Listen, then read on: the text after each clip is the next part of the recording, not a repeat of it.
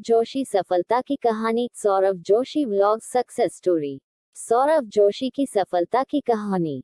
Saurav Joshi vlogs success story in Hindi. Biography vlogs income net worth age address brother. यहाँ आप पढ़ सकते हैं latest collection short motivational speech in Hindi for students, life lesson, motivational quote, success story and tips.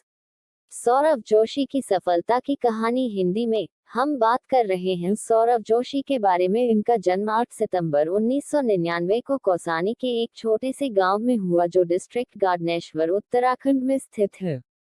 परिवार में सौरव के अलावा उनके पापा मां हेमा जोशी, भाई साहिल जोशी के साथ साथ उनके चचेरे भाई पीयूष, दादा और दादी जी भी रहते हैं।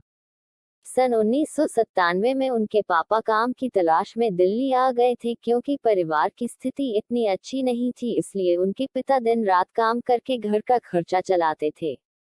दिल्ली में कुछ साल काम करने के बाद उनके पिता हरियाणा डिस्ट्रिक्ट में स्थित उसी शहर में आए जहां वह घरों में पीओपी का काम करते थे। परिवार का खर्चा चलाने के लिए उनके पिता ने दिन रात काम किया, लेकिन उनके बच्चे के लिए उनमें कोई कमी नहीं थी। अस्थिर काम के कारण उनके पिता को कई बार घर की कीमत चुकानी पड़ी और करीब 9 घर बदलने के बाद फाइनली अपनी संपत्ति से उन्होंने खरीद ही ली, जिसके फलस्वरूप सौरभ ने अपनी कक्षा 12वीं से 5वीं तक के स्कूल बदल दिए थे।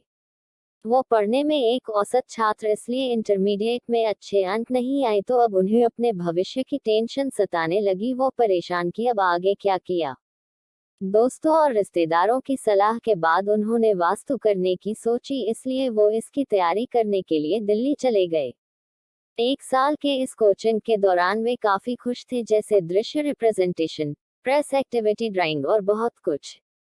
उन्हें अब ड्राइंग करने में काफी दिलचस्पी थी। दिल्ली में रहे हुए 1 साल की कोचिंग से कड़ी मेहनत के बाद भी आर्किटेक्चर में उनका सिलेक्शन नहीं हुआ और वह वापस अपने घर आ गए और काफी परेशान थे। उन्हें लगा कि वो अब भविष्य में कुछ ज्यादा नहीं करेंगे। यहाँ तक वो इतने हताश थे कि अब वह अपने पिता के साथ साइट पर जाकर पीओपी का काम करने लगे, लेकिन ड्राइंग के प्रति उनकी दीवानगी काफी हद तक बढ़ चुकी थी, इसलिए वह खाली समय में ड्राइंग करते थे। यूट्यूब यात्रा। कहते हैं कि वक्त सबका बदलना है। बात है 2017 की, जब उनके एक भाई शुभम जोशी ने सौरव के स्केच और ड्राइंग देखने के बाद सौरव को सलाह दी कि भाई तुम काफी अच्छी ड्राइंग बनाते हो, इसे दुनिया को दिखाना चाहिए, इसलिए तुम यूट्यूब पर एक आर्ट चैनल बना लो। अपने उस भाई की बात मानकर उन्होंने अपना पहला कला से संबंधित चैनल बनाया, जहां 24 जुलाई 2017 को उन्होंने अपना पहला वीडियो अपलोड की, जिसका नाम था कि drawing 2000 note with colour pencil. अब वह धीरे धीरे एक से बढ़कर एक अपनी ड्राइंग की वीडियो अपलोड करता है और कई बार चैनल का नाम बदलने के बाद तय करता है कि उसने अपने चैनल का नाम सौरव जोशी कला रख लिया। समय के साथ साथ वे YouTube पर अपनी सामग्री बनाकर काफी आनंद लेते हैं। वैसे ही वे YouTube पर आने से पहले अपने फोन से रैंडम वीडियो अपने परिवार के साथ बनाते थे, ताकि वो उसे एक याद की तरह रिकॉर्ड कर सके। वह अपने ड्राइंग चैनल पर लगातार वीडियो डालने लगे, लेकिन 250 से 300 वीडियो डालने के बाद भी वह सिर्फ 3 से 4 सब्सक्राइबर ही गेन कर पाए। एक हार्ड वर्किंग यूट्यूबर के लिए ये सटीक काफी निराश करने वाली बात थी, लेकिन उन्होंने हार नहीं मानी और अपने यूट्यूब अनुभवों को आगे बढ़ाते हुए टॉपिक के साथ वो स्केच बनाने लगे, जिनमें से कई वीडियो वायरल भी हुए। अब वह अपने सब्सक्राइबर के रुख पर रहने के ट्यूटोरियल भी बनाने लगे, जिसके स्वरूप में अपने जड़ और भी ज्यादा इनसे हो गए और वह अपनी फैमिली के साथ रैंडम वीडियो बनाते थे। इसलिए उन्होंने सोचा कि क्यों ना इसमें अपने सब्सक्राइबर के साथ शेयर किया जाए। इसलिए 20 से इंस्पायर होकर उन्होंने एक व्लॉगिंग चैनल बनाया और व्लॉग वीडियो अपलोड करना शुरू कर दिया।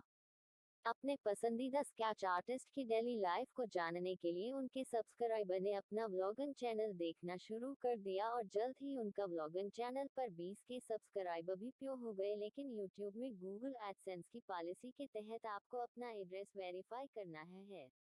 लेकिन बहुत सारे घर बदलने के कारण उनका पता वेरीफाई नहीं हो पाया, जिसका परिणाम ये निकला कि उनका एडसेंस खाता ही स्पेंड हो गया। से अपना एक व्लॉग चैनल बनाया। यूट्यूब के मुद्रीकरण के सारे स्टेप्स को स्पष्ट करने के बाद भी उनका पता फिर से वेरीफाई नहीं हो पाया और ये चैनल भी डेमोनेटाइज हो गया। लेकिन कहते हैं ना, हार मत मानो, लगातार प्रयास करते रहें। इसलिए सौरभ ने हार नहीं मानी और अंत में तीसरा व्लॉगिंग चैनल का एडसेंस अकाउंट मोनेटाइजेशन के लिए सक्रिय हो गया। इसमें अपने 8 वाले चैनल में बिजी रहने के कारण वो आपके सौरभ जोशी व्लॉग्स वाले चैनल में वीडियो अपलोड नहीं कर सकते थे। साथ में विश्वास की कमी के कारण जनता यहां तक घर वालों के सामने व्लॉग करने में हेजित हो गई थी और दूसरी तरफ वह अपने कला वाले चैनल से काफी लोकप्रिय हो गए थे। इसके अलावा वे कई आर्ट वर्कशॉप अटेंड करते हैं और ऑर्गेनाइज्ड भी होते हैं, जहां वे स्टूडेंट्स को आर्ट डिजाइन करना सिखाते थे और इसके बाद कई कंपनियां उन्हें स्पॉन्सर भी करने लगी। पहले वाले उन्हें इंडिया आर्ट फेयर कॉमिक जैसे इवेंट में जाने का मौका भी मिला। वैसे ही अपने इंटरमीडिएट के 3 साल के गैप के बाद finally bachelor of fine art में लेबल ही ले लिया।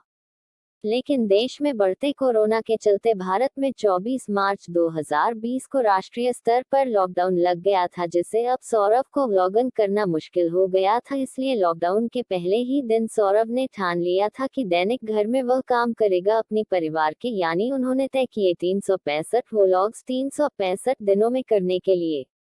वह 23 मार्च 2020 का वही दिन था जिस दिन के बाद उन्हें एक अलग पहचान मिली। उन्होंने मेरे परिवार के सदस्यों के साथ वीडियो अपलोड कर दिया और अपलोड होने के कुछ ही घंटों में पूरे देश में ये वीडियो वायरल हो गया और सब्सक्राइबर्स की मानो बाढ़ सी आ। इस वीडियो के अच्छे रिस्पांस के बाद वह काफी मोटे हो गए और वह अपनी डेली लाइफ के होने वाली इंसिडेंट को वो अपलोड करने लगे, जिसे दर्शकों ने काफी पसंद किया। लेकिन लोगों के प्यार के साथ साथ उन्हें हेट भी मिलने लगे। अक्सर लोग उन्हें यही कहते हैं कि क्या फालतू परिवार की बातें दिखती है, लेकिन इसकी परवाह ना करते हुए वो दैनिक व्लॉग्स बनाएं। उनके वीडियो में उनकी सिंप्लिसिटी और डाउन टू अर्थ की पर्सनैलिटी की वजह से लोगों को उनकी सामग्री काफी पसंद आने लगी। लोग उनके व्लॉग से अपने आप को काफी हद से कनेक्ट करने वाले, ऊपर से पीयूष की नटखट हरकत करते हैं और ऊपर से माता जी की डांट, पापा जी का प्यार और दादी जी का स्वैग एक ही अलग लेवल देखने को मिलता है, जो सौरभ जोशी व्लॉग्स में 4 चांद लगाता है। और सच में उनके व्लॉग्स काफी एडिक्टिव होते हैं। वो आपके ऑडियंस के साथ काफी अच्छे तरीके से कनेक्ट करते हैं और कई लोग अपने वीडियो से रिलेट करते हैं। इसके बाद YouTube के काफी मीलस्टोन को संकलित किया गया और अंत में 26 जून 2021 को वो इंडिया के नंबर 1 व्लॉगर बने और सौरभ जोशी पूरे देश में ही नहीं बल्कि शुद्ध दुनिया और अपने और देश का नाम रोशन कर रहे हैं। सौरभ जोशी के बारे में कुछ तथ्य। 1. सौरभ जिस फेवरेट स्केच पेपर में अपना ड्राइंग करते थे, आज वही स्केच और ड्राइंग ब्रांड कुछ लोग बनाई हुई अम्मा जी के ड्राइंग को कवर पेज का उपयोग करते हैं। 2. टीनेज में सौरभ एमो बॉयज फैशन से काफी हद तक इसे मान्यता मिली हुई थी। 3. सौरभ के चचेरे भाई पीयूष का भी बहुत बड़ा हाथ है उनके व्लॉगिंग की सक्सेस में। व्लॉग्स के बीच में नटखट शरारतें करना और कॉमेडी करना काफी हद तक उनकी पॉपुलैरिटी को बच्चे के बीच बनाता है और हर सुबह उनके वीडियो का इंतजार लाखों लोग करते रहते हैं। तो दोस्तों, सौरभ जोशी आज एक नाम ही नहीं बल्कि एक ब्रांड भी अपने डेडिकेशन और हार्डवर्क कंसल्टेंसी की वजह से चूक गया है। आज ये इंडिया के नंबर 1 व्लॉगर है। उन्होंने आज समय के साथ कदम मिलाकर अपना ये सक्सेस अचीव की है। उनके वीडियो में झलकने वाला उनका व्यवहार, down to earth personality, humbleness, simplicity, show off ना करना उन्हें सभी व्लॉगर से अलग बनाता है। उनका वीडियो को देखकर एक अपनापन सा महसूस होता है, कुछ ऐसा कि मानो वह हमसे कितना संबंध रखता है। लेकिन एक समय में उनके परिवार की स्थिति इतनी सही नहीं थी कि वह घर तक रहने के लिए मजबूर हो सके, लेकिन आज सौरभ की हुनर वजह से उनका पूरा परिवार अच्छा कैसे से अपना जीवन व्यापन कर रहा है और इतनी छोटी सी उम्र में सौरभ इतना काबिल है कि अपने दम पर लग्जरी कार और माकन तक खरीद लिया है। वो कहते हैं कि जो मेरे माता पिता का सपना है, मैं उन्हें पूरी तरह से उनके पेरेंट्स की मुस्कान से पूछता हूँ कि उनके बेटे ने उनका नाम कितना रोशन किया है। तो दोस्तों, किस तरह से हमारे माँ बाप राजकुमार या राजकुमारी की पालते हैं, उसी तरह से हम सभी का फर्ज उनकी उम्र में बनता है। हम उन्हें राजा और रानियों की तरह रखते हैं। धन्यवाद।